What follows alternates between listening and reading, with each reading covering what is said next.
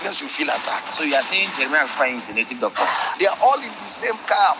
Whether it is mantle or it is pure water, holy kerosene, holy this, all of them are in the same camp. Why does it seem like you are at war with other pastors in Nigeria? Jesus didn't come to make anybody rich.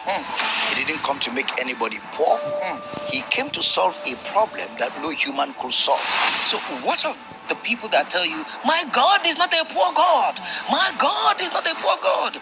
Donate and God will enlarge your territory. What of those ones? That is the corruption of the gospel. I will not push a 24-year-old superstar to go to Saudi.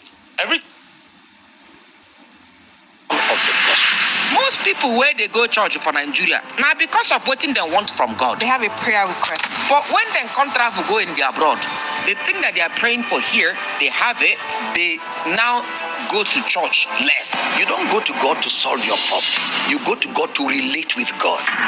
And in that relationship, as part of the benefit of that relationship, problems will be solved. Now that's the mission of Jesus. Anything from that mission, anything different from that mission is no more the gospel. Most of the people that we see in churches, packing out churches, are some of the less fortunate. We live in a country where about 80% of the population live below the poverty margin. Why is it that the 80% that don't have as much give more? Because number one, there's oppression. Number two, there's ignorance or illiteracy. Preachers who want to be mischievous don't want to be upfront with the truth. So they deceive them. They give them a false hope. You're already on the floor. If you keep looking up, God will lift you up. You're already on the floor. If you do this little, God will visit you. Because the gospel that was presented to them is a needy gospel. Like I said, equal distribution of resources is the responsibility of the government. That's why abroad, some people preaching in Africa, when they go to the Western world, their messages are irrelevant. Some of them are like native doctors. Morality doesn't score points with them. There's nothing like Christian marriage. Marriage is marriage. It's an institution of God given to all of mankind. In 2023, the Vatican approved, the Pope at the time, approved a landmark ruling to allow Roman Catholic priests to administer not marriages but blessings to same-sex couples. Doesn't that go against the preachings or the word in the Bible? Well, you know, the Bible contains eternal truths. And these truths don't change with time. They don't change with trends. That's why they're eternal. And we can't afford double standards. A lot of people will say that you intellectualize Christianity. There's a spiritual dimension and an intellectual dimension. They work together. It's not this or that, it's this and that. This heaven and earth will pass away. Where will we be? In the immaterial realm.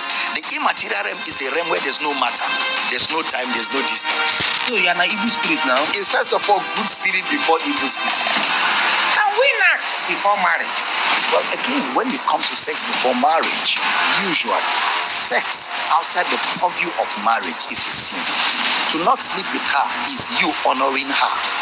What do you have to say to church members, women most especially, that revere their pastors more than their husbands?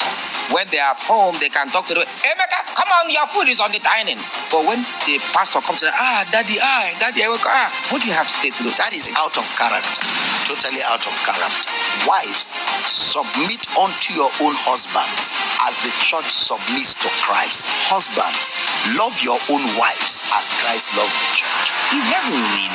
Heaven is real, but not real in the sense of a physical location. Beautiful people of Nigeria, of Africa, and ultimately the world, you are officially welcome to the first ever episode of the Clarity Zone podcast. This is a space where we're going to think, we're going to speak, and most importantly, as Nigerians and as Africans, we aim to heal. But I cannot do it alone. My name is Bibi Ray, and joining me for all the episodes to come is going to be none other than the man that you love to hate, or should I say hate to love, is it Oganedu or Nedu? What should I call it? I hate that Oganedu thing. It sounds like I have a shop in Alabama and I'm selling tires or selling plywood. My name is Nedu. Hi guys, welcome to the first ever episode of the Clarity Zone podcast. How you're doing? Good to have you here. A lot of you have been clamoring, Nedu, start your own now, start your own now. We here. This is Nigeria. Of course, you must have seen 2-3 from Zanzi. That is the African one. This is Ijile. This is home. This is where we have the conversation that adds value to us, that heals us. Anyway, we're shooting in Uyo from the studios of Cafe One. And let me tell you something, we're going to be shooting Cafe One all around the country, because the beautiful thing about Clarity Podcast is we don't have to be in one place. We can come wherever you are and then we shoot you. Shout out to Cafe One. Of course, we're having a beautiful coffee. Shout out to Cafe One. Now, the conversation for today, we have to introduce our guest. Our guest you have seen before. You love him. You adore him. You listen to him every day. For those of you that are in New York and all parts of the country or parts of the world, you watch him on TV, you see him on social media. He's that one that dares to go to where you don't want to go to.